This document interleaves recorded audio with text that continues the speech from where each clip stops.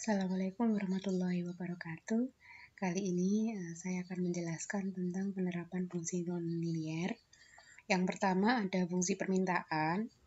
Untuk fungsi permintaan kuadrat bentuknya seperti ini. Jadi nilai A-nya negatif A hi kuadrat ditambah b hi ditambah c. Nah, untuk contohnya, jika fungsi permintaan adalah P sama dengan 25 dikurangi hi kuadrat, gambarkan fungsi permintaan tersebut dalam satu diagram. Nah, penyelesaiannya sama seperti kemarin ketika kita belajar tentang fungsi kuadrat ya. Jadi yang dicari pertama adalah titik puncaknya. Ini sudah diketahui nilai A-nya adalah negatif 1, kemudian nilai B-nya 0, dan nilai C-nya adalah 25. Kemudian berdasarkan rumus yang sudah saya catatkan kemarin, untuk mencari titik puncak, kita cari hi-nya dulu, min B per 2A, dengan nilai B-nya 0, 0 dibagi 2, A-nya min 1, 0 dibagi berapapun hasilnya adalah 0. Nah, ketemu nilai hi-nya 0, nah nilai hi sama dengan 0 ini kita substitusikan ke fungsi P.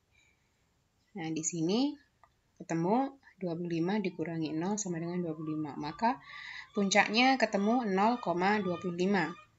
Kemudian, yang kedua kita cari titik potongnya. Yang pertama, titik potong sumbu hi terhadap sumbu ki ya, maka nilai P-nya sama dengan 0. Jadi bentuknya menjadi seperti ini, 25 dikurangi hi kuadrat sama dengan 0. 25 sama dengan kita pindah ruas, jadi hi kuadrat, maka nilai hi adalah akar dari 25. Nah, akar dari 25 itu atau hi kuadrat itu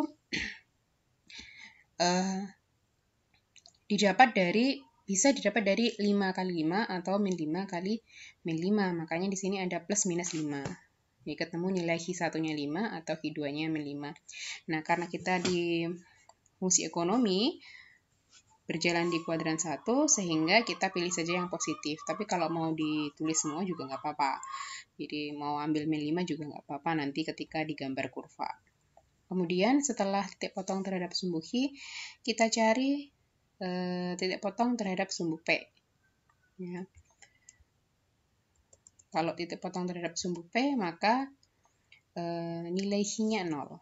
Kita tinggal ganti aja hi-nya menjadi 0, ketemu nilai P-nya 25, sehingga titik potong dengan sumbu P nilainya 0,25. Nah, dari sini kita ketahui bahwa titik potong terhadap sumbu P dengan titik puncaknya itu sama.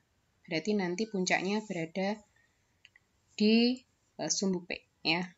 Nah, kalau sudah ketemu semuanya, kita tinggal gambar grafiknya, didapat grafiknya seperti ini ya. Jadi ini tadi 0,25, kemudian ini tadi 5,0, yang ini tadi min 5,0. Itu untuk fungsi permintaan. Kemudian fungsi penawaran. Kalau tadi fungsi permintaan nilai A-nya negatif, maka di fungsi penawaran nilai A-nya adalah positif. Jadi A hi kuadrat ditambah B hi ditambah C. Untuk contohnya, jika fungsi penawaran P sama dengan hi kuadrat dikurangi 4hi dikurangi 5, gambarkan fungsi penawaran tersebut dalam satu diagram. Sama caranya ya. Yang pertama dicari titik puncaknya, ketemu hi-nya 2. Setelah ketemu hi 2, kita substitusi nilai hi ke P, ketemu nilai P-nya min 9. Maka titik puncaknya 2, min 9. Nah, setelah itu kita cari titik potongnya. Sumbu hi sama sumbu P, caranya sama seperti tadi. Kita yang sumbu hi pakai pemfaktoran. Faktor dari 5 kan cuma 1 sama 5. Nah, biar jadi min 4 kan harusnya yang min 5, yang 5 ini negatif, yang 1 positif. Jadi didapat hi satunya 5, hi 2-nya min 1 atau negatif 1. Kemudian untuk titik potong terhadap sumbu P, dengan hi-nya 0, ketemu nilai P-nya min 5, sehingga titik potong dengan sumbu P 0, min 5. Nah, grafiknya setelah kita dapatkan titik potong dan titik puncaknya seperti ini. Gitu ya. Gampang kan? Nah, untuk yang terakhir itu keseimbangan pasar. Sama seperti di fungsi linier dulu, keseimbangan pasar itu syaratnya sama ya, PD sama dengan PS, kemudian kalau soalnya HID ya berarti HID sama dengan HIS. Sama aja seperti kemarin, cuma ganti fungsinya aja. Nah, contohnya, nih, fungsi permintaan akan satu barang ditunjukkan oleh persamaan HID 19 dikurangi P kuadrat, sedangkan fungsi penawarannya HIS min 8 ditambah 2P kuadrat. Berapakah harga dan jumlah keseimbangan yang tercipta di pasar?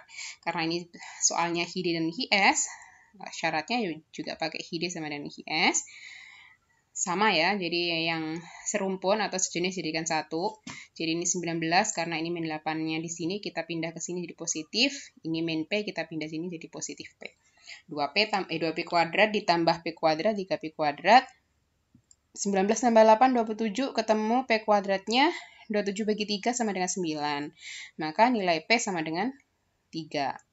Kita ambil yang positif ya, karena ini harga keseimbangan berada di kuadran 1. Sebenarnya kalau P kuadrat ini kalau dicari P-nya kan hasilnya plus minus 3. Tapi karena kita ada di fungsi ekonomi, sehingga kita ambil yang positif 3 aja ya. Sudah ketemu P, seperti yang lalu, langsung kita substitusi P ini ke salah satu, bisa ke ini, terserah mau yang mana, sama aja.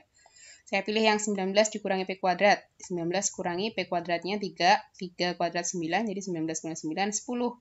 Sehingga ketemu jumlah dan harga keseimbangan pasarnya 10,3 ya. 10,3. Ya, Hi, P diingat-ingat. Itu untuk materi pertemuan ke-9, sedangkan untuk kalian hari ini tugas mandirinya seperti ini ya. Jadi ada satu soal pada pasangan fungsi permintaan dan penawaran dari suatu produk berikut. PD sama dengan 25 dikurangi Hi kuadrat dan PS sama dengan Hi kuadrat ditambah 2Hi plus 1. Tentukan nilai jumlah dan harga keseimbangan pasarnya, kemudian gambar kurva dalam satu diagram. Jadi tulis pada kertas, kemudian di-scan, bukan foto, kemudian kirim ke Google Classroom hari ini juga. Jadi nggak boleh besok. Kalau dikirim besok, saya anggap tidak mengerjakan tugas. Sekian, terima kasih. Assalamualaikum warahmatullahi wabarakatuh.